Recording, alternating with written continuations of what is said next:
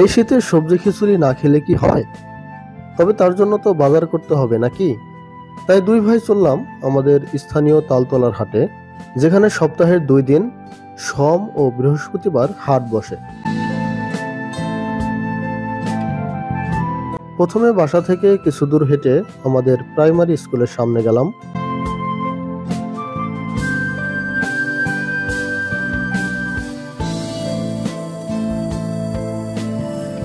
যেতে না যেতেই রিক্সা পেয়ে গেলাম।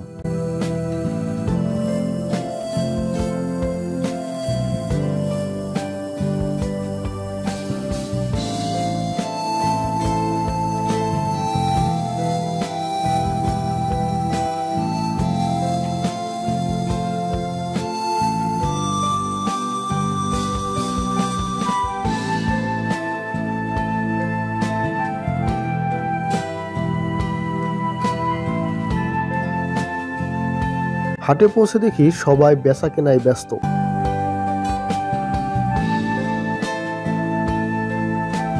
এত তরতাজা সবজি দেখে আমার আর তর সইছিল না।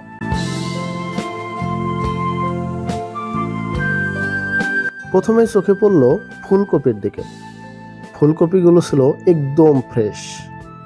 এখান থেকে একটি ফুলকপি নিলাম, যার দাম ছিল 30 টাকা। এরপর নিয়ে নিলাম কিছু বেগুন, যার দাম ছিল প্রতি কেজি 40 টাকা।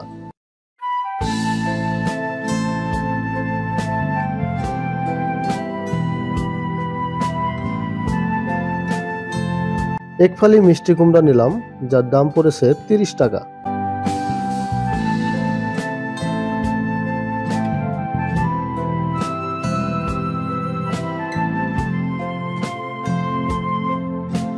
ধনিয়ার পাতা নিলাম প্রতি মুঠা 10 টাকা।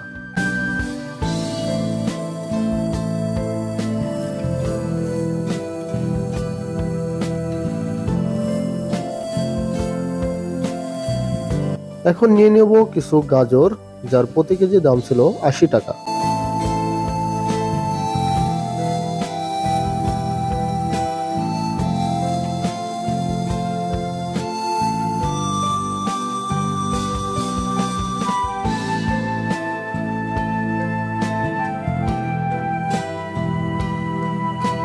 কিছু টমেটো নিয়ে নিলাম, যার প্রতি কেজি দাম ছিল 120 টাকা।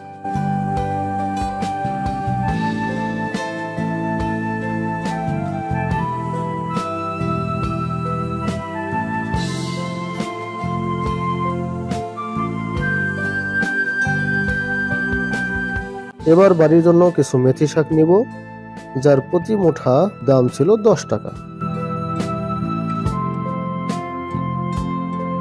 আপনারা হয়তো অনেকেই এই মেথি শাকের সাথে পরিচিত না, কিন্তু আমাদের এই ফরিদপুর জেলাতে এই শাক খুবই বিখ্যাত।